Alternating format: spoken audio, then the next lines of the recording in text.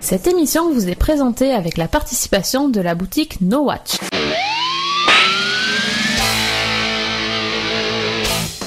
Salut à tous et bienvenue dans Slap, le podcast qui claque pour ne rien rater de l'actu des séries. Cette semaine, Slap entend des voix, vous donne des nouvelles du docteur et retrouve avec plaisir celui qui est espion et geek à la fois. Oh Brennan et Booth ne sont pas prêts d'être séparés car la Fox vient d'annoncer que Bones aura une saison 8.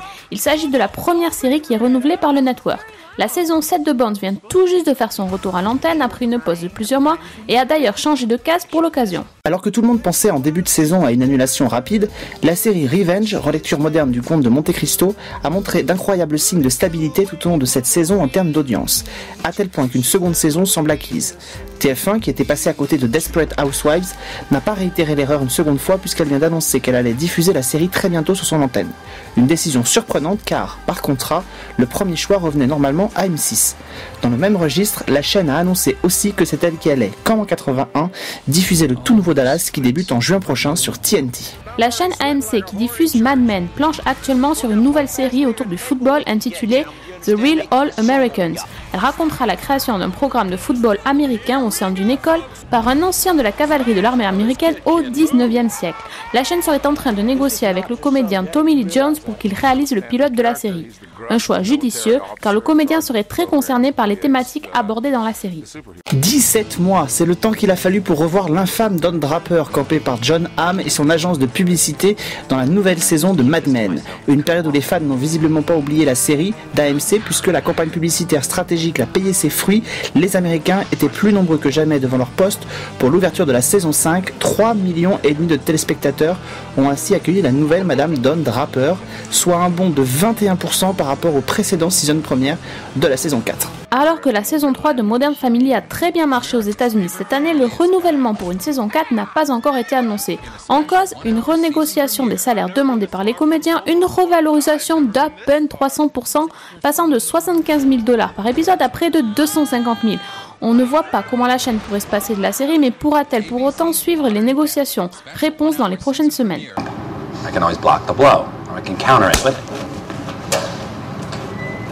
On savait que les Américains adoraient en ce moment faire des remakes de leurs anciennes séries, Super Jamie, K2000, Battlestar Galactica, mais voilà que la France s'y met aussi et fait un remake d'une série américaine. Et c'est TF1 qui s'y colle, selon nos confrères de Téléstar, en préparant un remake de Ma sorcière bien-aimée.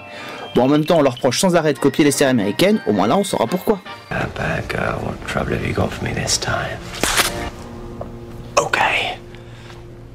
Cette semaine, Chuck est de retour avec une saison 4 inédite. Pour ceux qui n'auraient pas suivi, la chaîne NT1 a repris la diffusion de la série depuis le début, tous les jours de la semaine à 18h, et ça marche.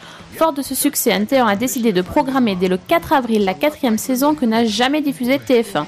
La chaîne proposera ainsi une aventure inédite tous les jours à 18h05, suivie des rediffusions de la saison 3. Au cours de cette saison, Chuck doit affronter Alexei Volkov à la tête des industries Volkov et sa fille Vivian. Un combat de titans qui annonce des épisodes forts en rebondissement. Côté guest star, la série n'est pas en reste puisqu'elle accueillera Linda Hamilton, Ray Wise, Summer Glau et Nicole Richie.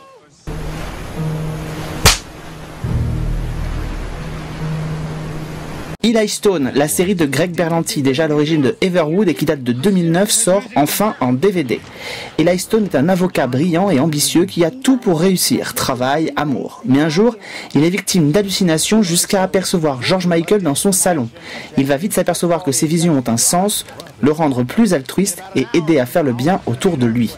Décalée, parfaite pour les nostalgiques de Ally McBeal, la série allie parfaitement le genre judiciaire que les Américains adorent, avec une bonne dose de poésie qui rend la série très plaisante et de fait originale.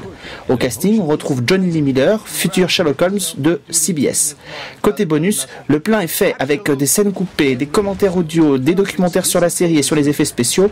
Pour un petit prix, vous allez donner une seconde chance à cette série, et ça, c'est une bonne raison de faire acte d'achat.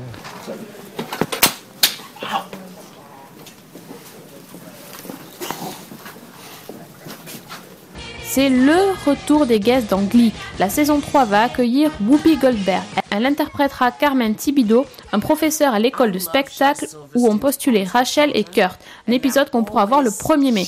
De son côté, Lindsay Lohan est en négociation pour venir dans la série, mais cette fois-ci, elle jouera son propre rôle. 2 acteurs de série vont apparaître dans Grimm. D'abord, Roger Bart, qui était George dans Desperate Housewives, sera au générique d'un épisode qui parle du Bigfoot. Et c'est Kenneth Mitchell, qu'on a vu dans Jericho, qui sera chargé de jouer la bête. Jordan Belfi de Entourage a signé pour jouer dans 2 épisodes de Grey's Anatomy qui seront diffusés les 3 et 10 mai.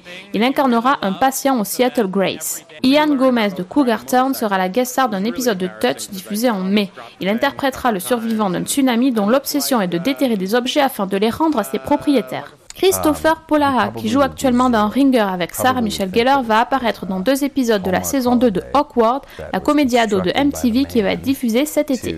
Après l'échec de The Playboy Club, Eddie Cibrian a décroché un rôle dans un arc de plusieurs épisodes de Rizzoli and Isles dans la saison 3 où il interprétera Dennis Rockmond, un séduisant conférencier spécialisé dans la motivation.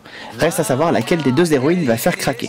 Gillian Anderson, Scully de X-Files, va à nouveau jouer dans une mini-série britannique et après Great Expectation, elle a choisi de jouer dans The Fall pour la BBC. Elle y campera le rôle du superintendant de police Gibson, envoyé par la police de Londres pour traquer et arrêter un serial killer qui sévit au hasard dans les rues de Belfast. Opposé à elle, le psychopathe du nom de Paul Sector, joué par Jamie Dornan, qui était le shérif dans Once Upon a Time. Le scénario de cette mini-série en 5 épisodes est signé Alan Cubitt, à qui on doit Suspect numéro 1. Jeremy Piven de Entourage et Gregory Fitoussi de Engrenage réunis dans une seule série. Sur le papier, ça pourrait surprendre, mais pourtant ça semble bien parti pour se réaliser. En effet, les 2 acteurs ont signé pour jouer dans une nouvelle série, Mr. Selfridge, autour de la vie de l'homme qui inspira une grande chaîne de magasins en 1905, Selfridge. Il faudra pour autant s'armer de patience puisque la série ne devrait pas arriver avant courant 2013 sur ITV1. On se quitte avec les premières images de la très attendue saison 7 de Doctor Who. Une saison de 14 épisodes, dont un épisode de Noël qui sera diffusé fin 2012 pour la première partie et début 2013 pour la seconde. On y découvrira d'ailleurs la nouvelle compagne du Docteur. On se retrouve la semaine prochaine pour une nouvelle distribution de Claque. On parlera de la diffusion de la saison 2 de Hawaii Five-O sur M6, de la sortie DVD de la saison 4 de Gossip Girl, et vous découvrirez les premières images de The Newsroom, la nouvelle série de Aaron Sorkin, créateur de À la Maison Blanche. D'ici là, n'oubliez pas d'aller sur la boutique No Watch soutenir tous vos podcasts préférés. Bonne semaine à tous, ciao!